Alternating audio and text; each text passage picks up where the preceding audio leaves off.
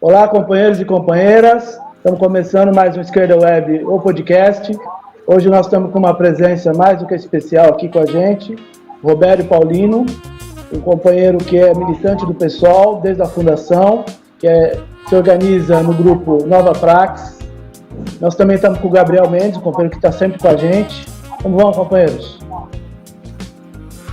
Olá, Toninho. Boa tarde, boa noite, aqui a hora que for apresentado. É um prazer, uma alegria estar conversando com vocês. Muito obrigado pelo convite, Socialismo ou Barbárie, para estar aqui com vocês, tá bom? Obrigado. Tudo bem, Gabriel? Tudo bem, Antônio. Boa tarde, boa noite, enfim. Muito bom estar mais uma vez no podcast. Então a gente vai começar apresentando o Roberto. O Roberto é um militante socialista histórico, muito completo, um companheiro que tem uma carreira acadêmica importante, fez economia na USP, depois se doutorou em História Econômica. Seu doutorado gerou um livro que já está na terceira edição, né, Roberto? Que é o... Cadê o nome do livro aqui, meu Deus? Socialismo no século XX, que deu errado. Socialismo, eu estava aqui marcado com aqui, ó, o nome do livro. Socialismo no século XX, o que deu errado. Já é a terceira edição, já está esgotada, né? O livro importante que faz um balanço das revoluções, da Revolução Russa, principalmente, mas não só da Revolução Russa, um balanço histórico bastante importante. Roberto também fez pós-doutorado em Londres, né, Roberto? É professor da Universidade Federal, né, do Rio Grande do Norte. Você é professor da graduação e da pós-graduação no Rio Grande do Norte. O Roberto tem que ter paciência para falar do currículo dele, que é extenso, né?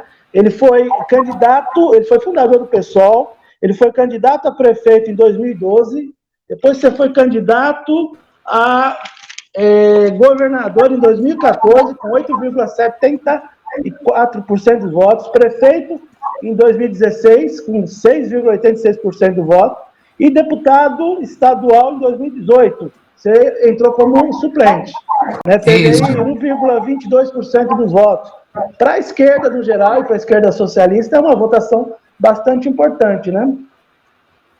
Exatamente, quase 19 mil votos aqui para um estado pequeno como o Rio Grande do Norte, 19 mil votos, é uma votação bastante impressionante, e aí segue, né, a disputa segue, porque o primeiro, digamos, colocado, que chegou na minha frente, foi cassado pelo TRE, né, o Caixa 2, né, e isso segue, fez um recurso ao TSE, esse julgamento não foi feito, não foi julgado ainda, né, e é provável que a gente possa assumir até o final do mandato.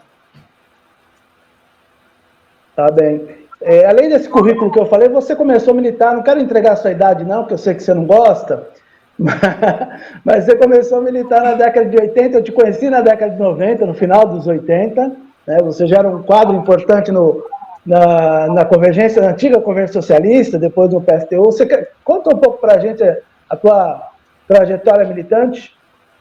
Olha, não dá para vocês saberem, eu hoje moro em Natal, sou professor aqui, porque minha família é daqui, né? Mas eu vivi 30 anos aí em São Paulo, né? Especialmente em São José dos Campos e em São Paulo, capital mesmo, com a passagem de alguns anos em Minas Gerais. Eu comecei a militar muito jovem, né? Muito jovem, em plena ditadura, na verdade, no final da década de 70, 1977, 78, né? Me envolvi nas lutas estudantis pelo fim da ditadura militar, né? O que me causou ali uma primeira curta prisão. Em 1978, eu tive, antes mesmo da prisão da direção da Convergência Socialista, que ficou presa boa parte, tive uma prisão curta de alguns dias no DOPS de São Paulo, no antigo DOPS de São Paulo, porque eu militava no Comitê Brasileiro da Anistia, no antigo CBA, né? Com a Ruth Escobar, né? Pela volta dos exilados, né? E meu trabalho, eu saí aqui de Natal, eu trabalhava na área de pesquisa espacial, no Centro Técnico Aeroespacial, e depois que eles me descobriram dessa prisão em São Paulo, alguns meses depois eles descobriram, né, eu fui gentilmente convidado a me retirar, interrompi minha carreira anterior, eu me graduei em economia, mas minha carreira anterior era engenharia, eu trabalhava na área de pesquisa espacial, e fui gentilmente convidado, digamos, a me retirar e levado para uma viatura militar, que nem minhas coisas me deixaram pegar no antigo CTA, no Centro Técnico Aeroespacial, me levaram diretamente para a viatura e me jogaram na porta, né? Isso terminou me levando, digamos, a radicalizar muito a minha visão sobre o ódio, ditadura, né? Me envolvi completamente, larguei minha primeira graduação de engenharia já no 4º ano, me envolvi completamente numa militância praticamente profissional, ajudei a fundar a antiga Convergência Socialista, que precedeu o PSTU, em 1978, fui da primeira direção nacional do Comitê Central da Convergência Socialista, do primeiro até o seu último dia, né? Fui membro da direção nacional da antiga Convergência Socialista, depois fui também um dos fundadores, meu nome está lá como um dos fundadores do PSTU, né? Militei em São José dos Campos, participei de muitas greves, depois isso me custou algumas prisões a mais, participação em greves, né? Passei por Minas Gerais, onde ajudei numa militância no movimento operário. Em São José eu já tinha militado no movimento operário, em metalúrgicos, né? E ajudei a estruturar toda a regional operária da velha Convergência Socialista em São José dos Campos, recrutei, ou captei, como eu dizia, muitos operários para a organização, para a antiga Convergência, né? Depois fui a Minas Gerais, alguns anos também, e lá a gente fez uma chapa que conquistou talvez o maior sindicato operário que a antiga Convergência tinha dirigido, que foi o Sindicato dos Metalúrgicos de Belo Horizonte Contagem, com quase 70 mil trabalhadores na base naquela época, né? E eu coordenei toda a campanha, né, que conquistou o sindicato, né? Depois vários quadros foram para lá, como Zé Maria, outros quadros, mas quadros que chegaram depois, né? A campanha toda, tanto a chapa quanto a campanha, eu coordenei. Depois voltei de um período, terminei me virando também presidente, eu, apesar de ter um nível médio, né, eu era técnico de eletrônica, tinha um 2º grau, um curso técnico feito aqui em Natal, na antiga Escola Técnica Federal. Eu trabalhava com manutenção de máquinas, em indústrias, em fábricas, e trabalhei no jornal Estado de Minas, que era o maior jornal de Minas, e fui presidente de um sindicato operário eu mesmo, fui presidente do sindicato dos gráficos, das indústrias gráficas do Estado de Minas, né, durante o período. Depois de um tempo, resolvi, por uma decisão própria, que Minas não achava pequeno para mim, para o que eu queria fazer, né, e retornei a São Paulo, quando aí voltei a São José dos Campos, dirigi ainda por alguns anos a antiga regional já do PSTU, da Convergência, na transição para o PSTU, né? Como eu falei, ajudei a fundar o PSTU, fui um dos fundadores do PSTU, membro da sua primeira direção nacional, e a partir daí, digamos, voltei a São José, mas também resolvi, depois de um certo tempo, retornar minha carreira acadêmica, né, já com 36 anos, né, retornei já com 36 anos, retornei para a universidade, terminei fazendo economia, né, e em 10 anos eu fiz uma graduação, um mestrado, fiz uma corrida de recuperação, graduação, mestrado, doutorado, um doutorado direto em 10 anos, né, e continuei militando, em um momento parei de militar, mas retomei a minha carreira acadêmica, né, uma passagem de muitos anos no movimento operário, diretamente como presidente de um sindicato operário, e militei muito tempo em metalúrgicos, né, trabalhei em fábricas metalúrgicas, trabalhei na antiga Ericsson, em São José dos Campos, trabalhei na Tecnasa, várias fábricas em São José dos Campos, e em Minas trabalhei também, né, como eu falei, no jornal, que é uma indústria, né, fui presidente desse sindicato operário. E voltei depois para São Paulo, né, voltei a militar aí em São Paulo, houve uma luta política muito dura, né, quando explode, digamos, a União Soviética explode, quando o bloco soviético explode, eu tirei lições daquele processo diferentes do que a maioria do PST, da Convergência do PSTU tomou, e isso levou a uma luta fracional muito intensa. As minhas conclusões, de certa forma, estão nesse livro aí que você anunciou, eu fui estudar, eu li para fazer esse livro aí, já na academia, eu consultei 180 livros em várias línguas, né, o meu inglês deficiente, meu francês deficiente, eu tratei com um dicionário do lado, fui pesquisar, e minha compreensão do que tinha se passado no leste europeu é que ali tinha havido uma derrota, né? Uma derrota, por mais que houvesse, aquilo tinha sido muito burocratizado, aquilo fosse uma estrutura de herança do stalinismo, de partido único, mas mesmo que fosse, eu discordei, porque a LIT, a Liga Internacional dos Trabalhadores, via que a derrota daquela burocracia poderia abrir uma avenida para a luta social no mundo inteiro. Naquele momento eu disse que não, que simbolicamente aquilo seria aproveitado pelo capitalismo, pelo imperialismo, para mostrar que aquilo havia sido a falência definitiva do socialismo, né? E eu acho que, lamentavelmente, infelizmente, eu acertei, né? Eu acertei, enquanto muitos disseram que no leste europeu houve uma grande vitória com a desagregação da União Soviética, porque também desagregaria o aparato stalinista. Eu disse naquele momento, numa polêmica interna muito dura dentro do PSTU, que aquilo era uma derrota, né? É uma derrota que havia elementos positivos, mas os elementos negativos eram muito mais fortes, e que aquilo seria um prato cheio, né, para a ideologia capitalista queimar o socialismo, e assim aconteceu, né?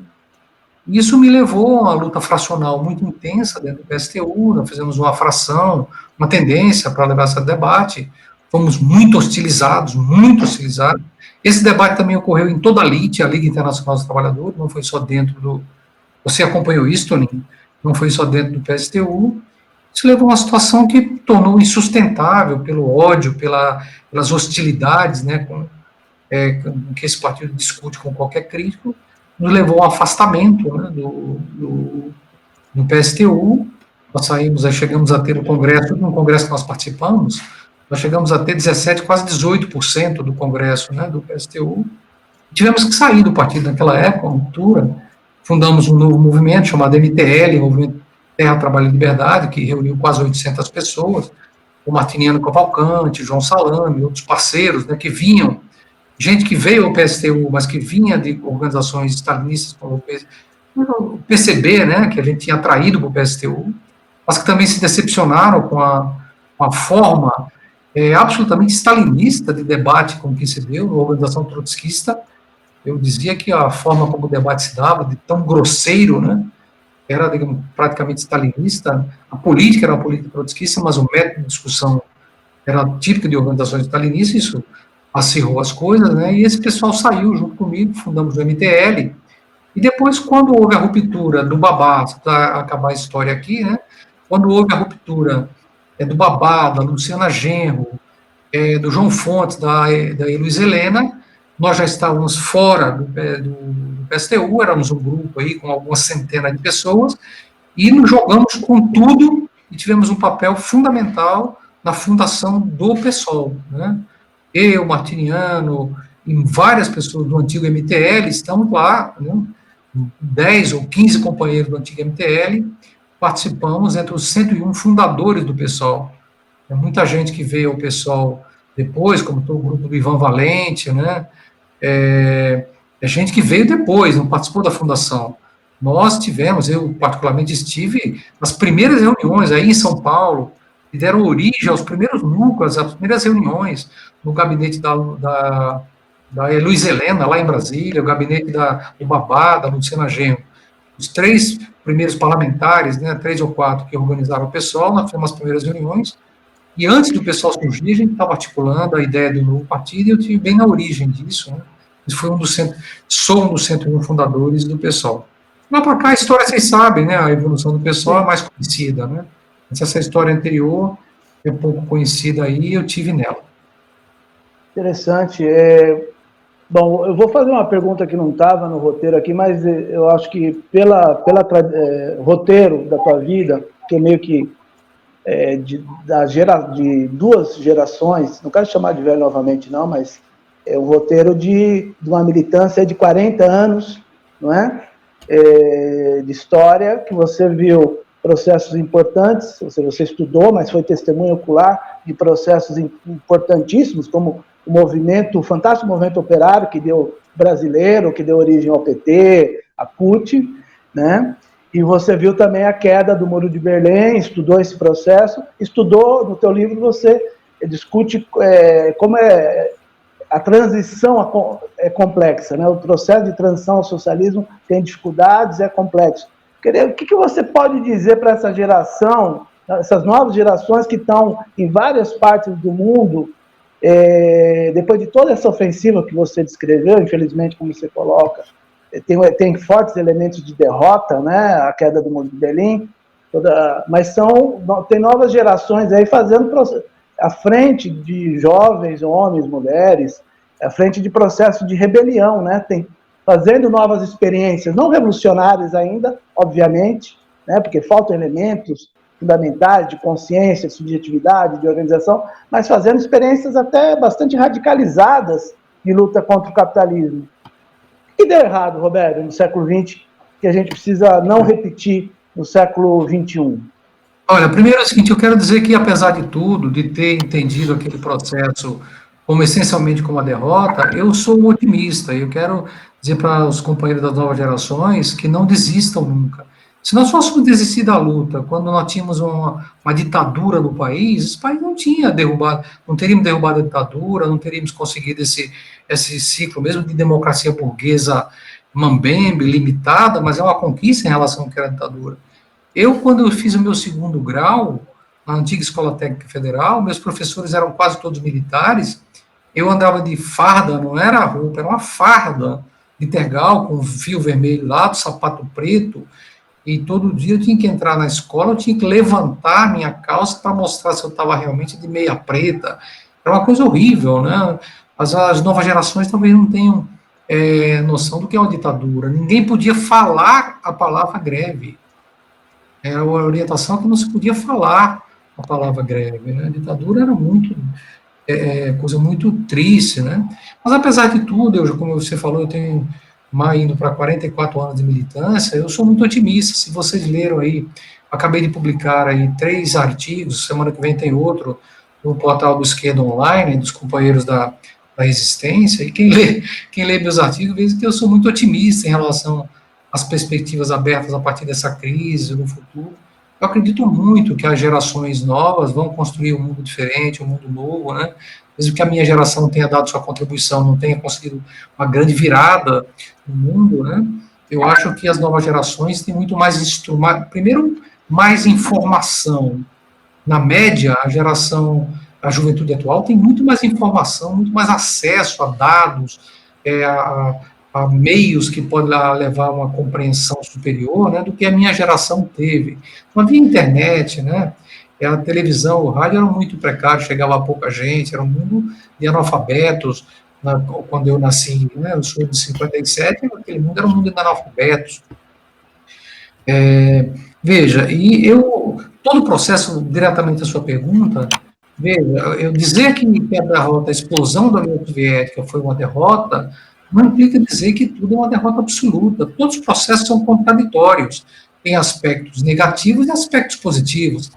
Evidentemente que o que primou naquele processo, em minha opinião, eu acho que esse foi um aspecto negativo no sentido de que a explosão da União Soviética, que era uma conquista da Revolução Russa, né, o fato de se perder foi uma perda, já vinha tendo perdas, claro, mas foi uma perda agora total, definitiva, né, levou, digamos, a dar esse argumento, como eu falei, ao capitalismo, né, de que o socialismo não dá certo, né, foi muito bem aproveitado pela campanha ideológica, né, por um cara como Fukuyama, né, falar do final dos tempos, que o final dos tempos era o capitalismo, mas essa mentira rapidamente se desnudou, né, o capitalismo não tem futuro a dar à humanidade, está aí, depois da explosão da União Soviética, o neoliberalismo foi acelerado, né, a desigualdade social aumentou, o número de pobres nos Estados Unidos e no mundo inteiro aumentou muito, porque a existência em si da União Soviética levava um certo medo ao capitalismo, né, que não podia voltar à exploração como era no século XIX. E hoje o que a gente vê, depois da explosão da União Soviética e da aceleração do neoliberalismo, é que o grau de desigualdade, né, tem voltado a patamares anteriores a 1929, né, uma crise que levou à Grande Depressão. Mas veja, além disso, todo o processo é contraditório, tem elementos negativos que eu citei, mas também tem elementos positivos. A explosão da União Soviética digamos, ao debilitamento, à explosão do aparato stalinista internacional, que já vinha sendo debilitado, mas ele explode de vez, né? Explode de vez, e isso leva a que uma certa barreira de contenção das lutas sociais exercida pelos grandes partidos stalinistas no mundo inteiro tenha se quebrado. Então, Robério, fizemos um balanço tanto da formação de organizações, do PSOL, do PSTU, toda a trajetória de luta social, política, que é importante, nos anima para continuar lutando e para manter de pé nossos ideais, nossas lutas sociais, enfim. Então, é muito importante. Agora, tentando trazer uma pincelada, uma primeira aproximação da nossa conjuntura nacional, né? Nós temos um governo que atua diretamente para retirar tudo que resta, o pouco que resta de direitos, que atua sistematicamente numa intenção de fechamento de regime, né? Agora, temos discussões profundas no interior da esquerda, como é comum, né? Como marca a nossa trajetória, e começando pela postura de formação, que temos uma discussão importante da formação de frentes políticas, né? As mudanças no último período, né, que marcaram a eleição de Bolsonaro, vem fazendo, inclusive dentro do nosso partido PSOL, com que setores inteiros apostem cada vez de forma mais aberta na aliança com setores patronais, né, com setores da burguesia, né, tanto com partidos que já tiveram em algum momento intervenção de fato no movimento dos trabalhadores, né, e hoje são partidos burgueses, como o PT, como o PCdoB e outros, né, enfim, pelo menos entendemos dessa forma, ou até mesmo para ampliar, né. Então, essa semana tivemos um fato importante, que foi a desistência da candidatura do Marcelo Freixo, né, pelo PSOL, toda uma movimentação no interior do nosso partido para ampliar, né, as alianças políticas, né, com uma série de partidos, né, e, enfim, queria que colocasse um pouquinho sobre isso, né, sobre essa questão nacional, né, sobre a movimentação no PSOL também. Gabriel, deixa eu só fazer um complemento aqui da discussão anterior, né? Eu acho o seguinte, olha, eu citei aqui da minha trajetória, dos meus choques, da minha ruptura, né, com o antigo PSTU, no PSTU ainda, as diferenças, mas isso não implica que a gente deixe de ter, né, qualquer atitude de desrespeito com esses companheiros. Eu acho que a esquerda tem que mudar a sua atitude. Eu, particularmente, apesar de ter saído do PSTU, ter ajudado a formar o PSOL, como também tem muitos choques com correntes do PSOL, eu desenvolvi ao longo da minha vida toda uma atitude, né, que eu acho que devia ser de esquerda, de tolerância, de respeito. Tenho um imenso respeito pelos companheiros do PSTU, aqui me dou muito bem com eles, com várias correntes da antiga LIT, Liga Internacional dos Trabalhadores, como tenho também uma atitude muito respeitosa com as diversas correntes dentro do PSOL atualmente. Eu sou radicalmente contra se transformar diferenças políticas no ódio que a gente vê dentro da esquerda, que é absolutamente destrutivo, né? Relações de ódio, os inimigos, como diz a letra da Internacional, né? Nós precisamos de paz entre nós, guerra aos senhores. Uma coisa é debater as diferenças políticas. Agora, o que eu não aceito é esse clima, muitas vezes, de ódio que se cria entre as diversas correntes de esquerda, né? Isso drena energia, isso destrói a própria esquerda, desmoraliza militantes. Isso é uma coisa que tem que acabar, a gente tem que levar, né? Nos elevar, digamos, saber que um debate, uma de diferença, é um debate, não é uma guerra contra inimigos, né? Esse é um esclarecimento que eu queria fazer, que eu, apesar de ter rompido com o PSTU, com outros companheiros dentro do pessoal mesmo, eu acho que nós devemos, eu tenho particularmente, devemos ter um respeito imenso por todos aqueles que militam nas fileiras da esquerda, seja no PSOL, no PSTU, qualquer organização. A outra coisa em relação, Gabriel, ao que você falou sobre a situação política nacional, veja, primeira coisa a remarcar é o seguinte, coisa que pouca gente da esquerda está dizendo, né? O Bolsonaro não subiu aí à toa. Em grande medida, foram os erros e mesmo as traições feitas pelo PT que levaram à desmoralização de alguns milhões de pessoas que migraram para as hostes no campo da direita, em função, foram capturados pela direita e pela ultradireita, inclusive, decepcionados com o que o PT fez. Vocês estão aí em São Bernardo, algum de vocês, eu não sou daqueles que acusam o PT de ter o apartamento do Lula, etc., etc., como a direita fez, né? Mas aqui não põe o que o PT fez, não. Vamos lembrar o que o PT fez. O PT teve como ministro da Economia Meirelles, aplicou um neoliberalismo mais brando, mas aplicou o neoliberalismo. O PT aplicou reformas. Hoje o pessoal tem poucos segundos na propaganda eleitoral do TV. E quem assinou essa lei que marginalizou a esquerda nas eleições foi Dilma Rousseff. Projeto feito pela Câmara de Deputados, né? Assinado por Dilma Rousseff. O Lula, na primeira semana do seu primeiro mandato, organizou um bate-bola na Granja do Torto com os donos dos bancos brasileiros. Ou seja, o PT governou mais para as elites do que para a população. Deu o Bolsa Família, deu algumas pequenas conquistas, mas isso é uma ninharia. É importante? Claro que é importante. Os programas sociais do PT, nós defendemos a extensão deles. Mas não era isso que se esperava de um partido de esquerda. O que se esperava era uma transformação estrutural, radical, da concentração de renda, da desigualdade secular do Brasil.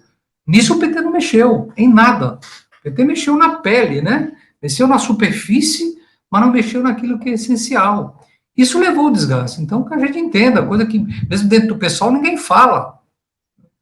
Em grande medida, os responsáveis, né, pela subida da ultradireita ao governo do país é o PT, o Partido dos Trabalhadores. Isso aqui, talvez, quando eu digo isso aqui, eu respeito muito, muitos companheiros que estão dentro do PT, eu dialogo aqui com o PT no Rio Grande do Norte, não tenho uma relação de ódio, mas o debate tem que ser dito, as coisas têm que ser ditas. Foi a decepção de milhões com o PT que levou, digamos, a abrir espaço, né, para a ascensão da ultradireita no Brasil. Bolsonaro não surgiu do nada, né? Bolsonaro navegou uma onda de ódio contra a esquerda que o PT, infelizmente, ajudou a alimentar. Isso é a primeira coisa que tem que se dizer, porque esse balanço não foi feito. Esse balanço não foi feito nem pelas correntes do PT, até agora, que se negam a fazer esse balanço. Continuam reivindicando, ipsilitras, a experiência do PT. Segundo, não foi feito por muitas correntes do PSOL. As correntes que hoje dominam o PSOL não fazem esse balanço a fundo, como deveriam fazer, né? É para educar, para que se a esquerda chegar novamente, digamos, ao governo, não repita os mesmos erros. Frente a isso, do que se trata? Isso se combina, evidentemente, essa diferenciação. O pessoal nasceu negando o PT, criticando o PT. Essa é a vocação do pessoal. O pessoal não nasceu para ser aliado do PT ou ficar debaixo do guarda-chuva do PT. Então, veja, eu acho que é necessário, sim, você ter uma frente aí com uma frente democrática, no sentido do que diz o Freixo, né? É uma frente democrática para brecar a ascensão da direita, mas uma frente democrática de mobilização não significa necessariamente uma frente eleitoral. Essa é a nossa diferença com o Freixo. Você pode ter em alguns locais, como o Rio de Janeiro, particularmente, talvez uma frente com algumas organizações, com o PT, com o PCdoB, no máximo. Agora, o que está alguns setores mesmo do pessoal estão se inclinando é para começar a ter PDT, entendeu? Como se essas organizações estivessem a favor dos trabalhadores. Gente, recentemente mesmo o PDT e mesmo o PT acabam de votar, né, contra os trabalhadores por pena de direitos dos trabalhadores em Brasília. Eu poderia citar aqui vários projetos que o PT, o PDT especialmente, têm votado para retirar direito dos trabalhadores. Então não tem condição. Você pode votar, por exemplo, fazer mobilizações contra o fascismo. Você pode fazer manifestações, uma unidade de ação nas ruas do Rio de Janeiro, nas ruas de São Paulo, um ato contra o fascismo, contra Bolsonaro. Agora, nas eleições é coisa diferente. Nas eleições nós temos que mostrar as nossas diferenças. programáticas, estratégicas, e aí não se justifica de forma alguma que o pessoal faça alianças com partidos patronais, você quer com o PT. O PT está inclinado hoje a fazer alianças, não com o PSOL. O PT está inclinado a fazer alianças com o PDT, né? Com outras organizações, o PCdoB, a mesma coisa, buscar líderes patronais, até o Fernando Henrique Cardoso, Ciro Gomes, etc. Nós não achamos que esses líderes têm alguma coisa a ver com os trabalhadores. Qual foi o voto do PSDB nas reformas trabalhistas e na reforma da Previdência em Brasília? Contra os trabalhadores. Qual foi o voto da maior parte do PDT nessas duas reformas em Brasília? Contra os trabalhadores. Do MDB, contra os trabalhadores. Como nós vamos buscar, digamos, alianças eleitorais com organizações que votam, né, contra o interesse dos trabalhadores, em reformas que retiram direitos históricos dos trabalhadores? São coisas diferentes. Então, uma coisa são manifestações pontuais e circunstanciais, democráticas, contra o fascismo, contra Bolsonaro, contra a ascensão, que é possível, temos que estimular. Outra coisa são alianças eleitorais. Aí nós estamos contra, porque se nós estamos contra uma atitude expressamente sectária de pessoal, achamos que tem que ter frente, sim, com outras organizações operárias como o PSTU, como o PCB, né? A Unidade Popular, que está aí agora, nós estamos a favor de frente com essas organizações, nós estamos radicalmente em frente, aliança eleitoral com o PDT, né? Com o PDT, e mesmo com o PT. Com o PT circunstancialmente, onde houver, digamos, como o Rio de Janeiro, pode ser, para derrotar os candidatos fascistas, mas nos locais onde o PT aplica planos igualmente neoliberais, o PT está aplicando aqui no Rio Grande do Norte a reforma da Previdência. Os governadores do PT, em todos os estados onde o PT governa, estão aplicando a reforma da Previdência. Como é que nós vamos fazer frente com um partido que se diz do trabalhador, mas que aplica a reforma da Previdência para tirar direitos históricos do trabalhador? Não tem condição. E não com o PT, nem com o PCdoB, que apoia essas reformas. Então, veja, uma frente pontual antifascista com essas organizações, se eles estiverem dispostos, nós estamos a favor. Agora, frentes eleitorais, de forma alguma. Nas eleições, nós precisamos dizer a verdade para os trabalhadores, né, que esses partidos, infelizmente, têm votado nas reformas que ajudam o empresariado, a burguesia, contra os trabalhadores. O que eu falo? Eu, particularmente, pessoalmente, por exemplo, eu tenho uma boa relação aqui com a governadora. É uma colega que foi professora, né, a governadora Fátima Bezerra, falo com ela até pelo WhatsApp, ela me manda recado, eu respondo cordialmente, mas a minha posição em relação ao governo dela é categórica.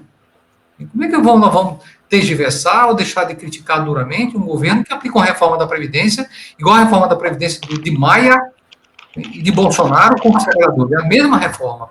Não tem condição de frente com o PT, com o PCdoB no Estado, como não tem na maior parte dos estados onde o PT governa. Então, são coisas diferentes. Uma coisa são manifestações pontuais e grandes manifestações antifascistas. Outra coisa são frentes eleitorais, né? Eu, particularmente, digamos, eu acho que o Freixo está errado. Eu acho que o Freixo podia ser candidato, mas ele tem que saber, né? Não pode condicionar, isso vira uma chantagem. Respeito Marcelo Freixo, mas vira uma chantagem. Ou se faz do jeito que ele quer, ou ele não aceita ser candidato. É muito ruim, né? Porque vira uma chantagem contra o partido. Então, Roberto, muito bem. Colocamos, enfim, uma série de questões da política global, do nossos partidos, né, no nosso partido, no caso do PSOL, e, enfim, a política geral para a esquerda socialista, né, essa questão das alianças. Agora, sobre a pandemia do coronavírus, né, qual o papel que ela tem hoje, né, qual a influência que ela tem na luta de classes e, inclusive, para um processo de, enfim, dissolução e destruição, tomara, desse governo que está aí, né? Então, qual a influência, como que está também aí no seu estado, no Rio Grande do Norte? Pode nos apresentar um pouco sobre a pandemia do Covid? Olha só, primeiro eu queria dizer o seguinte, que antes de falar do governo Bolsonaro e falar aqui do Estado, é que esse cataclismo, né, que a humanidade vive, essa paralisia, que um vírus coloca em xeque a humanidade, coloca a humanidade de joelhos, né? É o homo deus, né, que achava que era capaz de tudo e dominar o planeta, fazer o que quisesse, dominar as estrelas, com viagens espaciais, com sua medicina derrotar tudo, de repente, esse vírus mostra a fragilidade, né, da nossa civilização. Nós somos um animal como outro qualquer desse planeta, né, submetido a grandes riscos, né, e que nós temos que aproveitar isso para repensar. Por que eu digo isso? Porque antes de falar do Brasil, eu espero muito que o Gisek tenha razão, que a humanidade possa aprender com esse cataclismo, com essa crise, com essa tragédia, né, e sair, como ele disse, mais solidária, né, mais reflexiva e com a postura não tão destrutiva sobre o planeta, para a vida no planeta. O ser humano, ele tem tido uma postura absolutamente destrutiva para a demais forma de vida no planeta, para poluindo rios, mares, a atmosfera, né, uma coisa avassaladora, insustentável no médio prazo, e eu torço muito, né, eu escrevi 3 artigos que eu convido a vocês a lerem, né, o Toninho tem eles aí, peço que passe a todos os militantes, e esperaria, inclusive, um retorno de vocês, um diálogo com esses artigos que eu fiz, estou fazendo por semana, publicando em vários portais e blogs. Nós temos que repensar o próprio acionário da saída, como eu falei para vocês no começo, é o socialismo, mas a gente não pode colocar isso como uma coisa, como um ultimato, para a saída para a pandemia, socialismo ou barbárie. Eu acho que a gente tem que, nas nossas discussões internas, a gente coloca isso, mas nós temos que traduzir isso de uma forma mais inteligível. A humanidade tem que aprender com esse processo todo e mudar o rumo, mudar o curso. Porque se não mudar, nós vamos ser ameaçados por outras pandemias e talvez pela pandemia do desastre ambiental, né? E talvez seja mais grave, um desequilíbrio completo da atmosfera, da natureza, que impeça a continuidade da vida da própria civilização.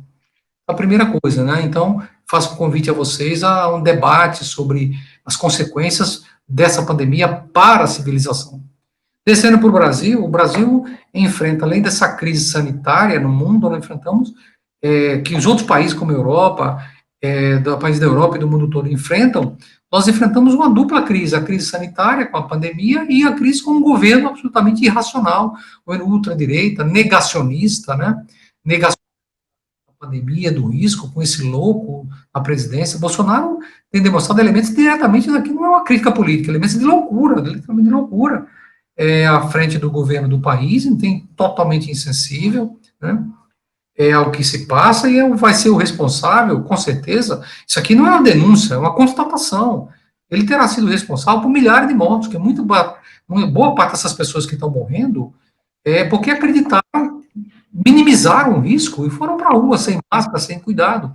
Então, o Bolsonaro terá sido o responsável por milhares dessas mortes, uma parte significativa dessas mortes, né? Isso sem dúvida. E o país tem uma dupla tarefa que é derrotar o vírus na pandemia e derrotar esse governo. E muita gente está cético, muita gente da esquerda, muita gente tão cético, vendo como é que o governo faz tudo isso e não é derrubado, né? Isso tem a ver com a covardia dos setores burgueses que apoiaram e elegeram esse governo e continuar bancando, porque o governo Bolsonaro foi muito útil para aprovar as reformas, e seguem outras reformas que eles querem. E eu não duvido nada que eles queiram duvido nada, eles vão fazer com certeza, que é tentar passar o custo da pandemia para os trabalhadores, para a população, tirando novos direitos, né? Como eles já tentaram congelar nosso salário como servidores públicos. Eles vão tentar, não conseguiram até agora, mas vão tentar passar o custo desse gasto, né, do auxílio emergencial, que vai dar aí uns 150 bilhões de reais, né, por baixo, para os trabalhadores e para os servidores públicos. Então, veja, eu acho que agora o resultado disso tudo não está dado.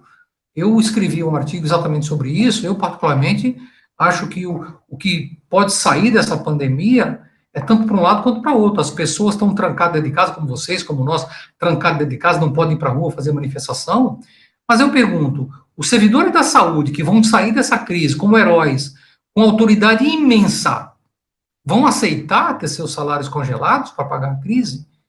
E é ilegal você fazer, pela Constituição, o princípio da isonomia, você não pode reduzir o salário do professor e manter o salário do médico ou da enfermeira sem redução. Qualquer juiz, se o trabalhador da saúde não tiverem redução do seu salário, tiverem reajuste todo a cada 6 meses ou a cada ano, o professor não pode deixar de ter, o outro servidor público não pode deixar de ter, porque está na Constituição.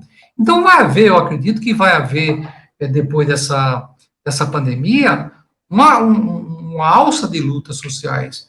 Tem muita gente, eu tenho debatido, por exemplo, com os companheiros da resistência, muita gente, por exemplo, muito cético, achando que as coisas vão piorar depois da pandemia.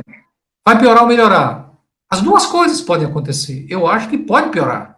Pode piorar se os trabalhadores não reagirem, se a juventude não reagir, pode piorar. A conta pode terminar sendo paga com retirada de novos direitos, congelamento salarial. Mas esse resultado não está dado. Nós não podemos dizer que vai ser pior. Porque não houve a última palavra de parte dos trabalhadores e da juventude. Não houve. Os servidores públicos, especialmente os servidores da saúde, vão aceitar ter seu salário reduzido depois de tudo que passaram? As pessoas, depois de tudo que passaram desses meses, pelo visto vai ser no mínimo 3 meses essa quarentena no Brasil, nós temos mais um mês, já são 2 meses, vai ter mais um mês pela frente. Como mínimo. A curva no Brasil não está achatando, segue pela estupidez de Bolsonaro. A curva segue subindo de forma exponencial aí, não está achatando. Vamos ter no mínimo um mês mais de expansão dessa contaminação, né? Até as pessoas se convencerem pela explosão de casos que elas têm que ter medo, porque o medo é educativo, né? Então, veja, nós vamos há 3 meses. O que vai acontecer? O governo vai se negar a pagar o auxílio emergencial depois de 3 meses? Vai dizer que não vai pagar mais? E essa massa de pessoas, 50 milhões de pessoas, e vai ter, digamos, o seu salário reduzido, porque a economia não vai voltar de imediato ao mesmo nível. Vai ficar sem ter o que comer, sem fazer nada? Vejam, o governo não deu esse auxílio emergencial à toa. A burguesia não é besta, a burguesia deu esse auxílio emergencial por medo de uma explosão social. Você imagina o que seria essas 50 milhões de pessoas que receberam esses 2 meses sem dinheiro para viver? Não tinha pandemia, não tinha vírus que segurasse ninguém em casa com fome. A burguesia faz as coisas muito pensando na reação que pode haver das massas populares, dos trabalhadores. Qual vai ser a reação quando esse vírus for contido? Isso não está dado. Tem muitas correntes que estão dizendo que nós vamos mergulhar num retrocesso, que só vê uma situação pior. Pode acontecer? Pode. Pode haver uma situação pior? Pode. Como pode haver uma situação melhor? Eu me coloco no lugar daqueles que, mesmo sem ver uma reação generalizada de todas as categorias de trabalhadores, eu acho que pode haver uma reação para melhor. Imagine a autoridade com que os trabalhadores da saúde vão sair. Imagine a autoridade com que outros trabalhadores aí, lixeiros, entendeu? Gente de ambulância, todos esses trabalhadores que aí, de supermercado, e vão sair, né? Para segurar, caminhoneiros, vão sair com uma autoridade imensa. E as pessoas vão passar essa pandemia, as pessoas estão refletindo quais são as razões, né, dessa pandemia. Vão aceitar ter que pagar o auxílio emergencial dos outros, enquanto os bancos não dão nada, essa demagogia que a TV Globo está fazendo aí, né, que as empresas estão sendo solidárias, que solidária nada, uma empresa dá 5 milhões e tem uma propaganda imensa na Globo, dá 10 milhões e tem uma propaganda imensa. Se somar toda essa ajuda que todas as empresas que a Globo está divulgando no Jornal Nacional deram até agora, não deve dar 1 bilhão. O que é 1 bilhão? Não é nada. Bem, em frente ao que vai se gastar, só esse auxílio emergencial vai custar uns 150 bilhões de reais. Entendeu? Quem é que vai pagar isso? Se depender do Guedes, quem vai pagar somos nós, com novos cortes. Mas os trabalhadores vão aceitar? Eu duvido. Eu duvido que não vai ser. Pode ser que eles ganhem, mas a luta não, o resultado não está dado. O resultado não está dado. Vai depender de nós, né? E temos as iniciativas necessárias, não entrar no tubo eleitoral, só se preocupar só com eleições, e dar uma resposta no campo da luta social, para que a gente possa, primeiro, manter esse auxílio sem que os trabalhadores paguem, e uma coisa essencial, uma lição dessa crise em todo mundo, é ampliar e defender a essencialidade e a ampliação dos serviços públicos estatais, de saúde, de educação. Essa pandemia vai deixar uma lição fundamental para a humanidade. Quem pôde controlá-la, na Europa ou no Brasil, não foram os hospitais particulares, é centralmente a rede pública de saúde. Então, isso é uma lição que nós temos que aproveitar muito, digamos, tirar e fazer uma defesa imensa de tudo que é público no pós-pandemia. É como eu vejo. Então, eu acho que a luta, passada essa pandemia, que nós vamos vencer, nós vamos ganhar essa batalha aí. Vamos ter muito mais mortes do que seriam necessárias no Brasil, né? Eu acho que se o Bolsonaro tivesse sido uma postura como houve na França, nós teríamos muito menos mortes. A atitude dele é responsável por algum desses milhares de mortos. Talvez em 10 dias nós chegamos a 30 mil mortos. O seu segundo país, depois dos Estados Unidos, em número de mortos. Né? Em uma semana, 10 dias, vamos chegar a 30 mil mortos. É muito ruim isso. E a curva não está achatando. Né? Eu acho que o Bolsonaro não tem muito futuro. Eu vejo análise, né, de alguns colegas, né, de organizações do pessoal, inclusive prevendo um fechamento, uma ditadura. Não vejo, né, espaço para o retorno à ditadura no Brasil. Não vejo. Né? Mesmo com o estudo, vejo o Bolsonaro muito desmoralizado, inclusive perante seus parceiros do campo capitalista. Não é aí em São Paulo, não é sintomático, entendeu? Que o Dória, Rio de Janeiro, Witzel, essa gente toda, Joyce Hasselman, Alexandre Mota, todo esse povo, Mandetta, tenha se afastado dele. Isso é uma crise no campo capitalista. Não tem espaço para um golpe militar só com as Forças Armadas. Se não houver um apoio dentro da burguesia, e a burguesia não está inclinada nesse momento, como estava em 64, para um golpe militar. Então tem setores de esquerda usando esse fantasma para justificar essa frente que vocês me perguntaram aí, a frente do pessoal com o PT, etc. Eu não concordo. Não concordo com esse tipo de frente, porque se houvesse realmente um risco imediato de uma volta à ditadura, podia sempre justificar uma frente ampla, inclusive eleitoral, contra a volta do fascismo. Eu não vejo. Eu vejo um governo cada vez mais desgastado, cada vez mais isolado, com apoio da parte lumpen das Forças Armadas. Você quer de todas as Forças Armadas. Da parte lumpen das Forças Armadas. Né? Esse povo e companhia. Porque o Pujol, que é outro comandante do Exército, não está apoiando Bolsonaro. Há contradições nas Forças Armadas. Eu não acho que as Forças Armadas, num clima desse de isolamento, só as Forças Armadas com Bolsonaro vão se meter a fazer golpe. A burguesia brasileira inteira não está. A Globo é porta-voz, é um porta-voz importante da burguesia brasileira. E está chocada com o Bolsonaro, batendo todo dia. É diferente de 64. Né? Então é isso que eu vejo. Agora, o que falta também na conjuntura toda, e aí é muito preocupante, é a esquerda se projetar. Teve de ontem para hoje, essa entrega do pedido de impeachment, foi uma grande iniciativa, mas o que nós temos visto nos últimos meses é uma omissão quase completa, com exceção de alguns deputados do PT e do PSOL, da esquerda em tomar iniciativas, né? A principal oposição ao Bolsonaro tem sido lideranças burguesas, como Dória, em São Paulo, como Witzel, né? Como a Joyce Hasselman, Mandetta, tem tido mais protagonismo do que a própria esquerda. Então, o que eu acho que é necessário, rapidamente, acelerar o passo dentro da esquerda, para, na saída da crise, fazer grandes mobilizações para derrubar esse governo. Não acho que, a depender do Maia, esse governo vai cair, vão se abrir um processo de impeachment enquanto durar a pandemia. Mas é possível, na saída, se houver liderança, se houver, digamos, unidade, a esquerda puxar grandes mobilizações. Eu acho que o Bolsonaro pode ser que não chegue até o final do governo, a depender das atitudes da liderança de esquerda e do movimento social.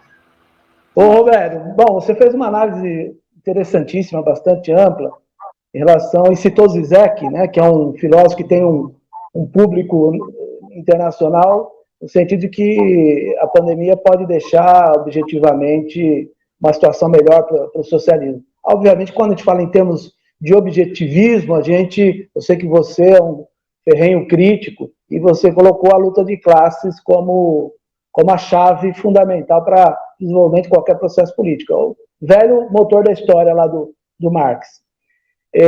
Nós estamos numa situação aí que o Brasil já está no terceiro lugar no ranking de contagiados, né? Nós tivemos 1.179 casos de mortes, né, em 24 horas, de terça para quarta-feira.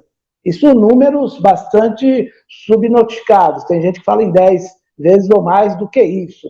O que eu estou querendo perguntar para você é o seguinte: nós estamos indo, como você disse anteriormente, para um cataclisma sanitário, certo? Por exemplo, no teu estado, eu estava vendo os dados, nós temos na região metropolitana de Natal, são 92,4% já dos leitos ocupados. Tem 4 unidades de saúde com 100% de ocupação. Ou seja, com essa curva que continua ascendente. A questão é essa, com essa curva que continua ascendente. Eu sei que Bolsonaro passa por um processo de desgaste importante, mas não é cachorro morto. Pode dar trabalho, certo? Tem a base na milícia, tem parte das forças que o apoia, tem parte da burguesia mais reacionária que também o apoia. Está sendo atacado pelos meios de comunicação, pelos grandes meios, Globo e tudo mais, mas tem parte... Enfim, nós estamos numa sociedade dividida politicamente. A questão é, o pessoal hoje teve uma unidade importante, como você disse, que é pelo impeachment, mas foi um ato de entrega do impeachment dentro lá do Palácio da Câmara dos Deputados. A questão é, isso basta? Nós vamos ter que esperar o fim da pandemia para ter uma ação mais direta da classe trabalhadora, ou a gente não teria que seguir o exemplo desses trabalhadores de Paraisópolis, de outros lugares, que com distanciamento social, com cuidado sanitário, começam a ocupar as ruas? Como você vê isso? Olha, eu acho que o ideal, Tony, indiretamente, é ocupar as ruas, né? Agora, o problema são as limitações sanitárias. É muito difícil propor as pessoas saírem. Por exemplo, aqui no Rio Grande do Norte, nós tivemos uma luta, você sabe, houve uma intervenção do governo federal, né? Aqui no IFRN, no Instituto Federal, impuseram um reitor diretamente a mando do Mourão, que é o general aí, deputado, né? E interviram, teve uma eleição aqui com a lista tríplice, e um dos nomes teve 52% dos votos, o professor Arnóbio, e apesar disso, eles indicaram um reitor pro tempore, um interventor, que sequer da lista tríplice participou. É um fantoche completo, né? E nós fomos, eu não fui particularmente, estou no grupo de risco, mas teve muitos jovens que foram para a rua, ocuparam a reitoria com o distanciamento necessário. Agora, eu não vejo, é uma limitação nossa, eu não vejo, nesse momento, condições da gente ir a grandes manifestações, enquanto essa pandemia durar, não vejo. Não vejo porque eu acho que vai ser contraproducente, vai ser, vamos ser acusados de estimular o contágio, etc. Nós vamos ter aí mais um mês e meio, até que a gente possa sair devagarzinho, né, dessa quarentena. Porque do que se trata aqui é de poupar vidas. Eu acho que a luta de classes vai ter que esperar, pelo menos 1, 2, 3 meses, é como eu vejo. Eu não proporia, nesse momento, grandes manifestações de rua, porque é um convite ao contágio, é um convite a levar pessoas à morte. Nós vamos ter que continuar a mobilização, a luta de ideias nas redes sociais, por um tempo. É lamentável? Mas a luta vai ter que continuar nesse espaço. Nós podemos juntar 10 mil pessoas no centro de São Paulo? Não vejo. Podemos juntar 1.000? Pode ser. 300, 500 pessoas aí em São Paulo, 200 aqui em Natal, mas isso não vai mudar a realidade. Para mudar a realidade, para tirar Bolsonaro fora, nós teríamos que ter milhares, dezenas de milhares, centenas de milhares nas ruas. E nesse momento não dá. Então, isso vai dar fôlego a Bolsonaro. Eu lamento, como eu vejo. Aí eu não estou fazendo o que eu acho, o que eu gostaria. Eu estou fazendo uma análise. O Bolsonaro, por incrível que pareça, por mais que faça as besteiras e crime que ele está cometendo no momento, ele se beneficia da paralisia compulsória, obrigatória, que nós estamos obrigados a fazer. Porque nós não podemos ir para as ruas nesse momento. Então, não é que eu esteja contra as manifestações, é que eu não vejo como sendo viável manifestações de milhares. Para ter manifestações de algumas centenas, não vai mudar a situação. Teria que ser grandes manifestações com milhares, e nesse momento é contraproducente, porque seria estimular o contágio, ir na contramão, e pior que ia ser proibido, né? Legalmente, grandes manifestações seriam proibidas. Os governos proibiriam. E nós estaríamos entrando na contramão da própria opinião pública ao fazer essas manifestações. É lamentável, mas nós vamos ter que continuar a mobilização virtual, por enquanto. Eu queria agradecer imensamente ao Roberto Paulino por essa conversa extremamente importante, numa linguagem fácil, como ele disse, com profundidade. O Robério é professor da Universidade Federal do Rio Grande do Norte, foi candidato a deputado estadual na última eleição, é suplente, está esperando uma decisão judicial, pode ser que assuma brevemente uma cadeira na Assembleia Legislativa, é militante do PSOL, fundador do PSOL, fundador de outros partidos da esquerda socialista também. A gente agradece muito, mais uma vez, a presença aqui por essa conversa. Quer dar uma palavra final para a gente, Roberto? Sim, eu quero agradecer, digamos, aos companheiros do Socialismo Liberdade, dizer especial a você, Toninho, especialmente aos companheiros mais jovens, que a luta vale a pena, né? É evidente que a luta social, a militância socialista tem um trade-off, como a gente usa em inglês, é uma perda do outro lado, você perde, digamos, a muita coisa da sua vida, mas uma vida que não tem uma luta por um mundo melhor é uma vida sem sentido. É uma vida sem sentido, uma vida para gozar, para o bem bom, para o prazer, etc. É uma vida sem sentido. A nossa espécie, a espécie humana, a classe trabalhadora e a própria espécie estão ameaçados, né, de um processo de destruição pelo acionar, pela sociedade capitalista absolutamente avassaladora, uma destruição avassaladora sobre a natureza, sobre a vida do planeta.